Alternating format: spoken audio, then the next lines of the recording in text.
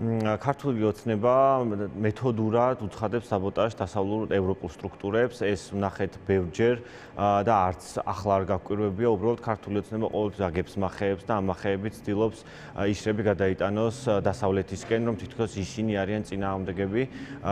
სინამდვილეში მოხდა ძალიან საინტერესო ფაქტი ქართულმა ოცნებამ, რომელიც გასაჯაროვდა ევროკავშირის მხრიდან, ქართულმა ოცნებამ ადამიანის უფლებების დიალოგის ფორმატში შესთავაზა ისეთი ადამიანები, რომლებიც სწორედაც ადამიანის უფლებების შელახვისთვის არიან დასანქცირებულები მრავალგზის. საქმე ეხება დარახოლიძეს, რომელმაც ფაქტობრივად ირიბად დაადასტურა ის, რომ იყო სიაშიც, როგორც წარმომადგენელი, რომელიც თვლიდა, რომ ფაქტებით უნდა დაედასტურებინა. არ უარყვია და არც დაუდასტურებია პრინციპში, ხო, ესეთი ფორმულირება და ეს არაპირდაპირ არ უპასუხა. მაგრამ ისე უპასუხა, რომ თითქოს ისე უპასუხა, ის წარმოადგენდა საქართველოს, რომელსაც უნდა დაედასტურებინა ევროკავშირისთვის, რომ საქართველოში არ ხდება ადამიანის უფლებების შელახვა, რაც ცხადი არის ტყუილი და აბსურდი.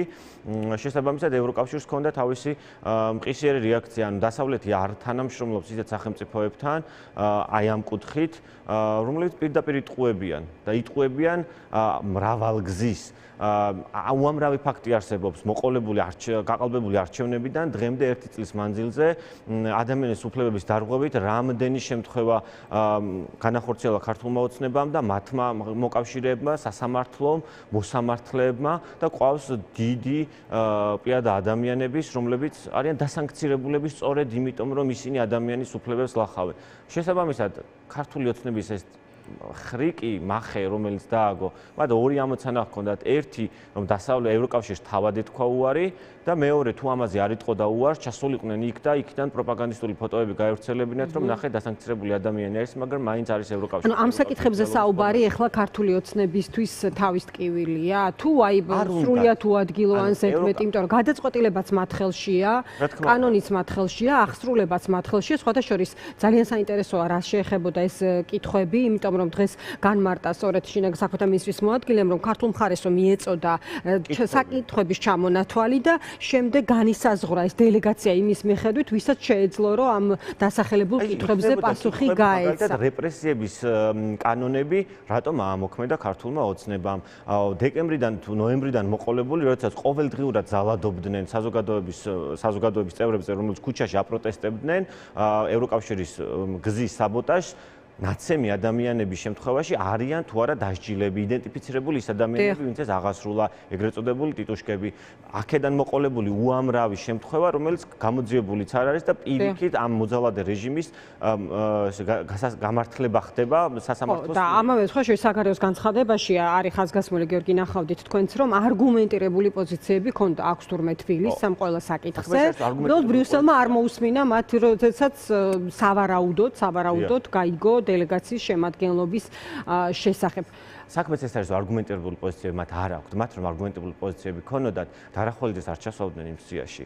სანქცირებულ ადამიანს არ ჩასვავდნენ ნებისმიერი საჯარო მოხელე, რომელიც შეიძლებოდა წარმოდგენილიყო ამ დიალოგში, იგივე ამ ფაქტებს, მათთვის არსებულ ფაქტებს, რაც აქვთ, რაც ხელ მოეპოვებათ, წარადგენდნენ, მაგრამ ეს არ შეუძლიათ, ვერაფერს ვერ წარადგენენ, იმიტომ რომ ამ კითხვებზე მათ პასუხები არ აქვთ. სხვათა შორის ეს რაღაც ვითარების გამოცდაც იქნებოდა, ხო, გარკვეულწილად, აი ამ საკითხის გავლა რამდენად იყო შესაძლებელი ამ რთული ურთიერთობების ფონზე, იმიტომ რომ რატო გეკითხები იცით გიორგი, რომ ბრიუსელი პერიოდულად იგივე ევროკავშირის კომის სპიკერატი და ასე შემდეგ პერიოდულად აკეთებს იმგვარ განცხადებას, რომ ოცნებას მოუწოდებს, რომ დაუბრუნდეს აი ფორმატს, გადადგას შესაბამისი ნაბიჯები, გააუქმოს ესა თუ ის კანონმდებლობა. ანუ ამ ტიპის კომუნიკაცია არის შენარჩუნებული. ამიტომაც საინტერესო იქნებოდა როგორ გაგრძელდებოდა ეს შეთავაზება და რა ტიპის იქნებოდა თავად ეს შეხვედრა. ქართული ოცნების გადაწყვეტილი მიზანმიმართულ საბოტაჟს ევროკავშირის მიმართ ვინაიდან მათ შეეძლოთ გაეგზავნათ საჯარო მოხელე, ანუ სიაში წარედგინათ ისეთი ადამიანი, რომელიც სანქცირებული არ არის და ეს ფორმატი გამოეყენებინათ ევროკავშირთან ურთიერთობის დასალაგებლად. ყოველ შემთხვევაში ეცადათ, მაგრამ ეს არ გააკეთეს. გააკეთეს განზრახ, ჩასვეს ადამიანი, რომელსაც ევროკავშირი არ და ვერ მიიღებდა.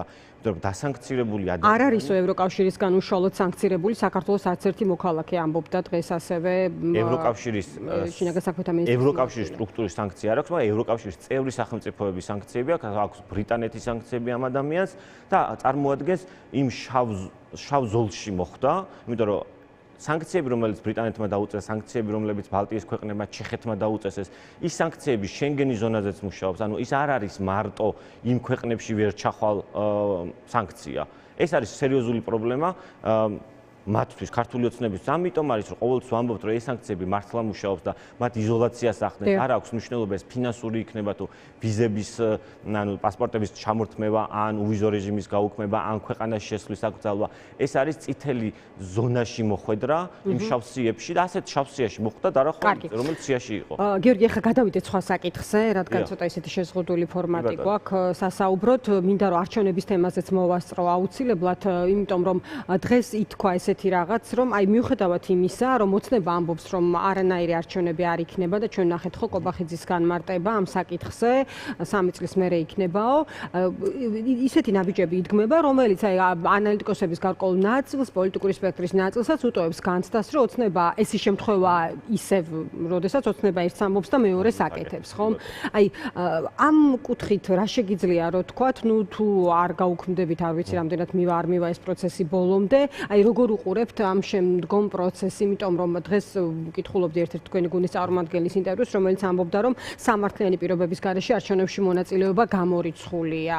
აი თქვენთვის რა სიგნალი არის? აი ეს ამ შესაძლო სამზადისი, რომელსაც ჩვენ აი თუნდაც ამ ველის მოსუფთავების გათვალისწინებით თვალს ვადევნებდეთ. ზუსტად ქართული ოცნება რაც საკეთებს ახლა არის ის, რომ ის ასუფთავებს ველს, ანუ ასუფთავებს პოლიტიკური პარტიებისგან, აკრძალვა მხოლოდ ამიტომ დააინიცირეს. მოასუფთავა ველი ასევე საგარეო მიმართულებით, სადაც საბოტაჟი გამოუცხადა ყველანაირ ევროკავშირის სტრუქტურას, ხალხი, ემიგრანტები, რომლებიც მნიშვნელოვნად ოპოზიციური განწყობის იყო და ეს დადასტურდა ასევე საპარლამენტო არჩევნებზე 2024 წელს, როდესაც პროდასავლურმა ძალებმა ერთიანად მოიგეს არჩევნები საზღვარგარეთ და ეს არის მათთვის პრობლემა. ანუ ჩვენ თუ გადავხედავთ ქართული ოცნების ბოლოდროინდელ გადადგმულ ნაბიჯებს, ღიად ჩანს, რომ ისინი იწყებენ ველის მოსუფთავებას იმისთვის, რომ მოემზადონ ახალი არჩევნებისთვის, თუ მათ ეს დაჭირდეთ. შეიძლება მათ ეს არ დაჭირდეთ. არ ვიცით, ამაზე სპეკულაცია არის მგონია დაადრევი, მაგრამ ის რაც ამ სიტუაციაში ჩვენ უნდა ვიფიქროთ და ამაზე ვიმუშაოთ, არის რასაც ყოველთვის ვლაპარაკობთ, ქართული ოცნების ალტერნატიული ერთობის ჩამოყალიბება. ანუ ყოველდღიური მზადება იმ სცენარისთვისაც, რომელშიც ოცნება ნიშნავს მოულოდნელად არჩევნებს. ერთიანად თუ არ გავერთიანეთ, ძალები თუ არ გავაერთიანეთ ნებისმიერმა ჯგუფმა, ეს იქნება პოლიტიკური პარტიები, რომლებიც თუნდაც შეიძლება გაუქმებულები იყვნენ, პარტიები, რომლებიც ჯერ კიდევ არსებობენ, დღეს დაარეგისტრირეს თავისუფლების მოედანი, ხო?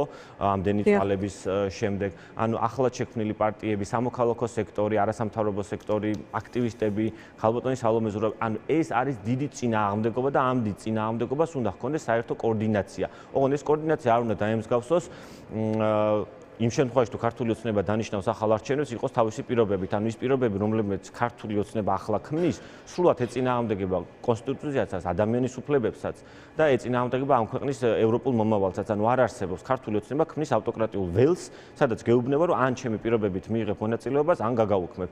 და ამ შემთხვევაში სწორედ მაგას ვამბობ, ან ჩვენი მორალური პოზიცია არის ერთიანობა, რომ ალტერნატივა შევქმნათ ქართული ოცნების ძლიერი გაერთიანება, მაგრამ არა ეს გაერთიანება, რომელიც მე ივანიშვილის დანიშნულ არჩევნებში შევა, ჩვენ ამ არჩევნებს არ ვითხოვთ. ახალ არჩევნებს, როდესაც ვამბობთ, ეს ვამბობთ, ცხადია, თავისუფალ და სამართლიან არჩევნებს. არავინ არ ამბობს იმას, რომ ბიძინა გაუარესებულ შემთხვევაში გაუქმებული პარტიების ლიდერების ციხეში უნდა შეყვეს არჩევნებში. ხო, მე ვფიქრობ, რომ ძალიან მნიშვნელოვანია, რომ იყოს სხვა ტიპის საკანონმდებლო გარემო, მაგრამ ეს არ ვიცი რამდენად არის შესაძლებელი და არსებული შემთხვევაში იყოს ყველა ტიპის არჩევანი,